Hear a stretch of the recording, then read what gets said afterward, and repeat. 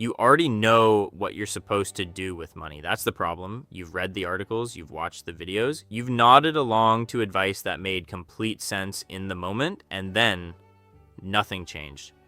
Not because you're lazy, not because you don't care, because knowing and doing are separated by something nobody talks about, and that gap has a name. It just isn't the name you'd expect.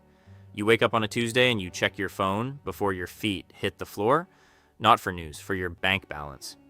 You do this the way some people check the weather, not because you're going to change your plans, but because you need to know the emotional temperature of your day. The number is fine, it's always fine, and somehow that's the most unsettling part. It's fine, and yet the math never seems to move. You earn more than you did 3 years ago.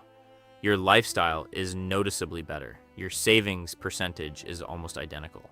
You tell yourself you'll get serious next month, after this expense, after this season calms down.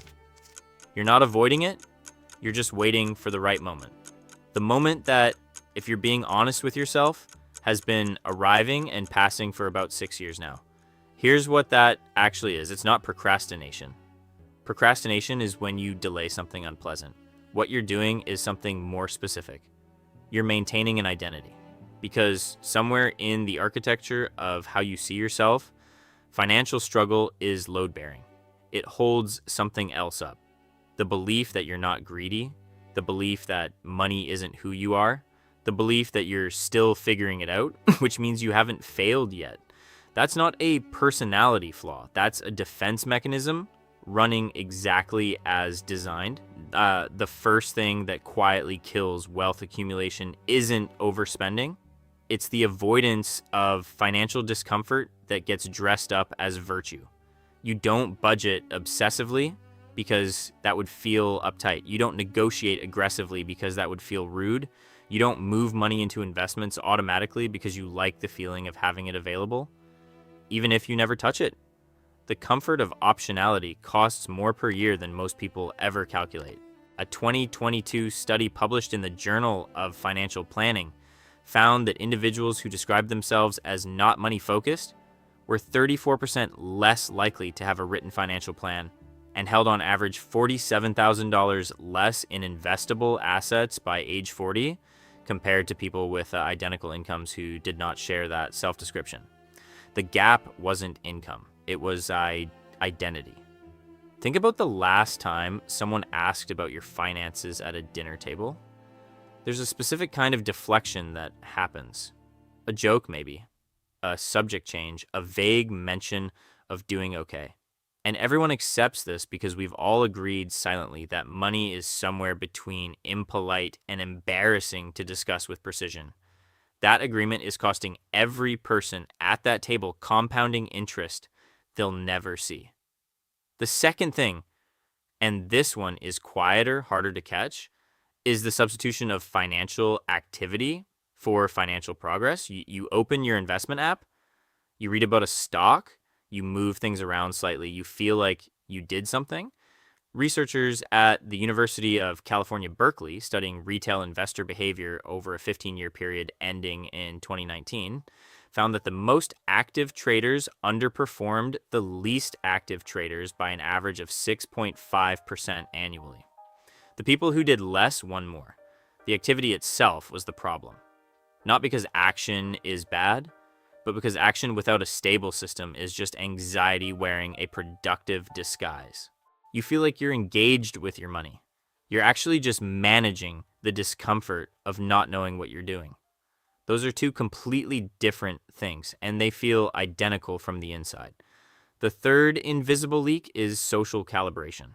This one is brutal because it sounds so reasonable when you're in it. You buy the car that makes sense for your income level. You live in the neighborhood where people like you live. You take the vacation that signals you're doing well enough. None of these decisions feel like performances, they feel like natural choices, but strip away the social context completely and ask yourself honestly, would you make the same call if no one you knew would ever find out? For most people, the honest answer changes something significant. The fourth is the psychology of the recurring charge. A 2021 report by West Monroe Partners found that Americans underestimate their monthly subscription spending by an average of $133. Not because they're careless, because small recurring costs live below the threshold of conscious attention. Your brain categorizes them as fixed, like rent, and stops evaluating them. But they're not fixed. They're optional costs that got reclassified by habit. The same cognitive mechanism that makes subscriptions invisible makes every other financial leak invisible too. The slight overspend on groceries every week, the parking charges, the apps you keep because canceling feels like a task you don't have bandwidth for. Your nervous system is not built to track small chronic losses. It's built to respond to acute threats. Wealth is built in the space between those two realities, and almost no one is watching that space. If the way this is being framed is useful to you, subscribe. This channel goes inside the psychology behind money, not just the surface advice, and it does it every week. Now here's the piece nobody frames this way. The behaviors that limit wealth aren't mistakes, they're adaptations. Every financial pattern you have that works against you was at some point the correct response to your environment. The avoidance, the emotional spending, the inactivity, the performance for others, these were solutions before they became problems. That matters because if you approach your financial behavior as something broken that needs fixing, you will fight yourself every step of the way. If you approach it as something to understand first, you have a genuine chance of replacing it with something that actually works. The fifth thing, lifestyle inflation, gets talked about constantly, but the version that actually costs you is rarely described correctly.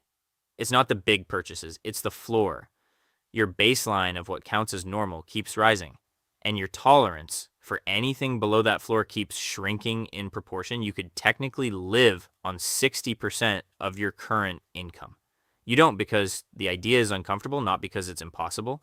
That discomfort is data. It's telling you exactly how much margin you've quietly handed away over the last few years without a single conscious decision. Sixth, the confusion between net worth and income. Your income is what you earn. Your net worth is what you keep, build, and own. Americans in the top quintile of income earners, but the bottom half of wealth holders, a group that is substantially larger than most people assume, share one defining characteristic. They have high visible success and low invisible resilience. They look wealthy from every external signal available. They are not wealthy. One job loss, one serious health event, one market correction away from discovering that the life they constructed is rented, not owned. The aesthetics of wealth and the substance of wealth are two entirely different things, and one of them photographs beautifully. Seventh, and this is the one that costs the most over a full lifetime, is delayed entry. Not into the market specifically, into seriousness about money at all. Every year you spend in the waiting room of financial intention costs you compounding returns that cannot be recovered under any circumstances. A person who invests $500 a month starting at 25 ends up with approximately $1.1 million at 65, assuming a 7% annual return. A person who starts at 35 with exactly the same monthly amount ends up with approximately $567,000. The 10-year delay costs more than $500,000 in outcome. That is not a motivational statistic designed to make you feel urgency. That is arithmetic. And the reason most people delay isn't that they don't know this math. Most people in this income bracket know it. They delay because starting means confronting the gap between who they think they should be financially and who they actually are right now. Starting the plan makes the distance visible and real. Not starting keeps it theoretical. And theoretical is bearable in a way that visible is not. There's one more layer to this that almost never gets named. Financial avoidance doesn't feel like avoidance. It feels like being realistic. It feels like waiting until you have more information. It feels like being responsible about not making rash decisions. The reframe is always available, always reasonable sounding, always emotionally cheaper than the alternative. That's exactly what makes it so expensive over time. Your brain will always generate a plausible reason to wait. The question isn't whether the reason sounds good, it's whether the waiting is actually a strategy or just a more comfortable version of standing still. This is the part worth sitting with quietly. The thing standing between most people and genuine wealth isn't access to information. It isn't a lack of knowledge or even discipline in the conventional sense.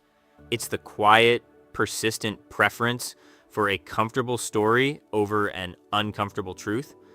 And that preference is completely human.